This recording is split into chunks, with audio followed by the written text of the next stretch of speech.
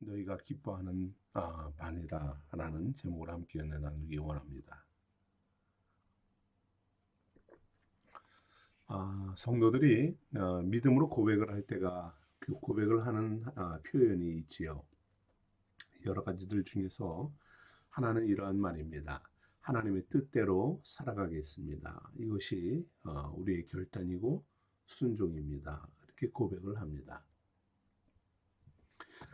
그런데 막상 하나님의 뜻을 깨닫게 될 때에 많은 이들이 그 뜻을 그대로 순종하지 못할 때가 참 많습니다. 먼저 이것이 정말 하나님의 뜻인가 맞는지 확인하기에 바쁘지요. 왜 그렇습니까? 우리의 생각과 하나님의 뜻이 다르게 나타날 때가 많기 때문입니다. 말씀을 통해 깨닫게 되는 하나님의 뜻은 인생들의 생각과 상식과 그리고 그들의 동의를 얻지 못하는 경우가 참 많습니다. 예를 든다면 하나님의 구원의 섭리가 하나님의 독생자를 십자가에 죽이게 버리시는 것이에요. 여러분, 이런 하나님의 뜻 누가 상상이나 할 수 있었겠습니까? 우리는 이 사실을 믿음으로 받아들이고 동의하고 감사합니다. 하지만 우리의 이성과 인간적인 생각으로는 쉽게 이해되고 받아들이기 어려운 방식이에요.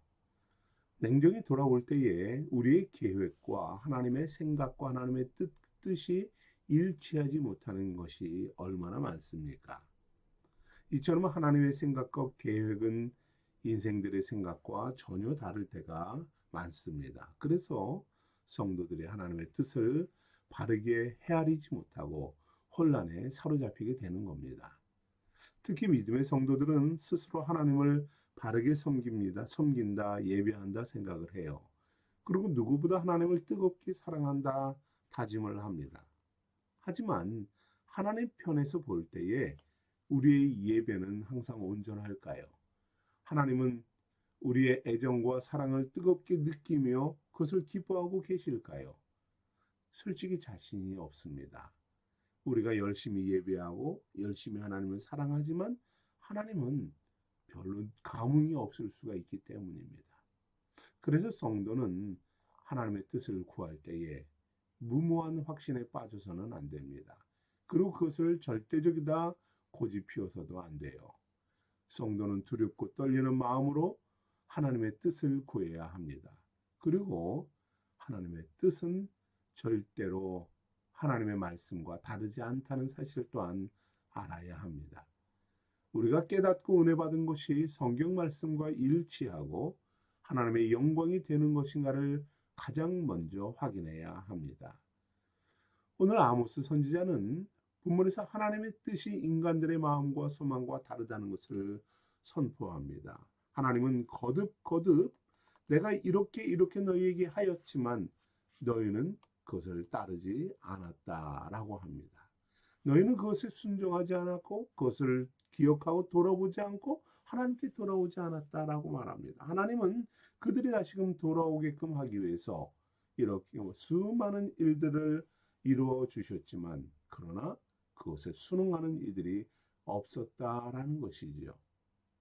인생들은 하나님의 뜻대로 돌아오는 것이 아니라 자신들이 즐거워하고 자신들이 좋아 보이고 자신들에게 선해 보이고 자신들에게 기쁨을 주는 것, 이것을 즐겨하고 그것을 따라했다라는 것입니다. 결국 하나님은 그것을 미워하시고 경멸하시며 용납할 수 없는 것이어서 결국은 심판으로 책망하실 수밖에 없었다라는 것을 오늘 말씀하고 있는 것입니다. 왜 그렇습니까? 이스라엘은 하나님의 말씀에서 떠났고 결국 그들은 심각한 죄에 하나님의 뜻과는 상반된 죄에 빠져 있었기 때문입니다. 그들이 빠져 있었던 그 죄목을 크게 두 가지로만 생각해 보려고 합니다. 먼저는 간단하게 그들의 도덕적인 부패가 가득해 있었음을 보게 됩니다. 1절 말씀에서 3절 말씀을 보면 그들은 사마리아 신이 있는 바산의 암소들아 이 말을 들으라 라고 하면서 1절을 시작을 합니다. 그들의 죄를 책망해요. 바산은 요단 동편 길앗 북쪽의 기름진 목축지입니다. 그것은 풍부한 초장이어서 살찌고 기름진 암소들로 유명한 곳입니다. 아모스가 소개하는 바산의 암소, 이것은 그 땅에 있는 그런 기름진 암소들처럼 풍요로운 먹을 것이 있고 그리고 잘 먹고 자라는 암소들과 같이 쾌락과 향락을 즐기는 이스라엘 사람들을 비유하는 것입니다. 하나님을 섬긴다고 하면서 하나님의 말씀을 순종한다고 하면서 자기의 쾌락과 향락에 빠져 있는 그들의 모습이지요. 자신의 부유함과 풍요만을 살찌우고자 하는 자들, 이것을 비유하는 말씀입니다. 이들은 자신들이 누리는 것이 하나님의 축복이다라고 이야기를 합니다. 하나님이 풍요를 주셨고 세상을 지배하고 향락을 즐기게 하는 것이다라고 만족해야 합니다. 그러나 아모스는 이들에 대해서 뭐라고 말합니까? 너희는 가난한 자를 멸시하고 궁핍한 자를 압제하면서 취하고 향락을 즐기는 자들이다 합니다. 하나님과는 관계없는 자들이다 하시죠. 오히려 이들은 너희는 가난한 자를 이들에게는 아모스는 하나님의 심판과 징계만이 있을 것이다 합니다. 그들의 풍요를 즐기며 향락에 빠져 있을 때에 오히려 심판의 갈고리가 그들을 끌고 갈 것이다. 여러분, 갈고리는 무엇입니까? 추수 때 곡식을 모으는 도구이죠. 그리고 어부들이 낚시를 하는 도구입니다. 향락과 쾌락에 빠져 있는 이 자들에게 연약한 자들을 압제하는 이들에게 억지로 꿰어서 심판으로 끌고 가는 파멸을 주겠노라. 무서운 심판을 경고하고 있는 것입니다. 또한 이스라엘이 하나님을 떠나 있는 이스라엘인들의 그러한 행위는 무엇이었습니까? 4절 이후의 말씀을 보면은 그들은 종교적인 위선에 사로잡혀 있었다라고 말을 합니다. 4절의 말씀을 보면 너희는 베들에 가서 범죄하며 길갈에 가서 죄를 더하며 아침마다 너희의 희생은 3일마다 너희의 11조를 드리며 라고 말합니다. 어떻게 보면 이들은 완벽한 종교인에 가까웠습니다. 아침마다 희생제사를 드려요. 매일같이 하나님께 희생제사를 드립니다. 감사의 제물을 드립니다. 3일마다 11조를 바쳐요. 얼마나 풍요로웠길래 3일마다 수입이 있고 11조를 드립니다. 낙헌제를 소리내어서 선포합니다. 그리고 그들은 고백을 해요. 이것은 우리가 기뻐하는 것이다. 이것을 우리는 즐거워한다. 이것은 우리의 사명입니다. 나의 소망입니다. 라고 말을 합니다. 종교적인 행위와 예물 제사를 너무도 그들은 기뻐하며 당연히 마땅히 합니다. 그런데 이들의 종교 행위는 하나님을 기만하는 위선적인 행위였다라고 하십니다. 본래 베델은 아브라함이 단을 쌓고 여호와의 이름을 부르던 장소였어요. 야곱이 밤에 돌베개를 하다가 하나님을 만난 곳입니다. 그러나 하나님의 집인 거룩한 곳인 이 베델은 여로보암 1세에 의해서 금송아지 제단이 만들어진 곳입니다. 그 금송아지를 하나님이다 라고 부르며 하나님을 속이는 기만하는 이러한 변질된 장소로 변질되었습니다. 이스라엘 백성들은 하나님을 섬긴다고 하면서 하나님의 방식이 아니라 자신들의 방법과 편리와 유익을 위해서 제도를 만들어 놓고 그것이 하나님의 뜻입니다. 하나님이 기뻐하는 예배를 하자며 우상 숭배의 위선에 사로잡혀 있었던 것이지요. 하나님의 뜻은 완전히 배제되어 있습니다. 오로지 자신들이 모든 것을 판단하고 평가하는 기준이 되었습니다. 자신들 뜻대로 예배를 자주지하고요. 하나님의 일까지 스스로 결정을 합니다. 또한 그들은 본래 매년제로 드려야 하는 이 희생제를 아침마다 드린다고 자랑을 합니다. 그러니 제대로 된 희생제를 드릴 수 있겠습니까? 하나님이 정해놓은 율법도 자신들의 마음대로 자신들의 자랑거리로 삼아내는 겁니다. 11조도 당시에는 어떻게 11조를 드립니까? 물론 수익이 있을 때 11조를 드리는 것이지만 성경인 1년에 한 번씩 추수 또는 추수 때에 드리는 것이 그들의 11조였습니다. 그런데 우리는 11조를 3일마다 드린다 합니다. 어떻게 했을까요? 11조를 자기들의 마음대로 나누고 편리대로 계산을 하고 자기들이 원하는데 그리고 자신들의 이름을 드러내는 방법으로 했겠지요. 또 번제는 어떤 것입니까? 누룩 없는 빵으로 드려야 합니다. 그런데 그들은 누룩을 넣은 빵으로 드립니다. 왜 그렇게 했습니까? 누룩 없는 빵은 맛이 없기 때문입니다. 제사에 드리고 그것을 바로 자기들이 먹어야 하니까 그냥 편리하게 누룩 넣고 빵 만들자. 하나님께 드린 것처럼 하고 드리고 그걸 우리가 먹을 건데 그냥 편리하게 하자라고 했던 것이죠. 낙헌제 때에는 사람들에게 보이기 위해서 소리를 지릅니다. 그리고 이것이 우리가 기뻐하는 것이라고 자랑을 해요. 예수님은 말씀하시죠. 길거리에서 떠들며 하나님께 소리 지르며 기도하고 예배하는 이 행위, 이 외식과 위선을 예수님은 경멸하십니다. 하나님이 기뻐하는 예배, 하나님이 기뻐하는 예물 제사가 되어야 하지만 우리가 기뻐하면 된다라고 이야기를 합니다. 마치 내가 기쁘면 하나님도 즐거워하신다는 착각에 사로잡혀 있었던 것이죠. 이스라엘 백성들은 하나님의 뜻과 말씀에는 철저히 무관심합니다. 오히려 하나님이 요구하시는 것 이상으로 우리는 하고 있다라고 생각을 합니다. 그들은 이런 자신들의 행위를 하나님이 반드시 기뻐하실 것이다, 만족해 하실 것이다 라고 말을 합니다.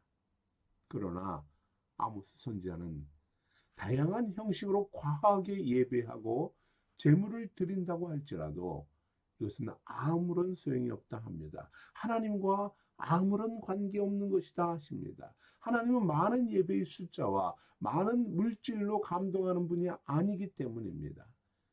하나님은 경배한다고 하지만 자신들의 심리적인 안정과 편리를 위해서 만들어진 이러한 행위는 하나님과 관계없다 하십니다. 하나님이 구하는 제사는 무엇입니까? 시편 2장의 고백처럼 상한 심령입니다. 이스라엘 백성들에게 결핍된 것이 무엇입니까? 하나님께 구하는 상한 심령의 제사이며 예배이며 기도이며 간구였던 것입니다. 그들의 행위는 외형적인 선행들과 예배 행위는 모두 형식적이며 자기의 선을 위하는 외식적이고 위선적이었던 것이에요.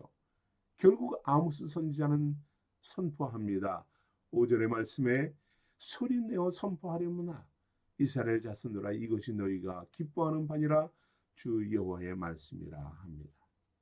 이스라엘이 이렇게 영적으로 타락해진 것, 이것은 매우 슬프고 비극적인 일입니다.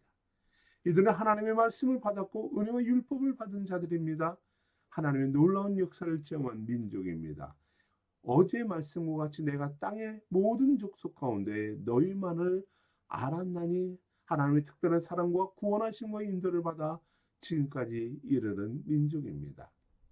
그런데 이런 놀라운 은혜가 헛수고가 됩니다. 특별한 선택과 축복이 무용지물이 되고 쓰레기 취급을 받습니다. 얼마나 안타깝고 슬픈 일입니까?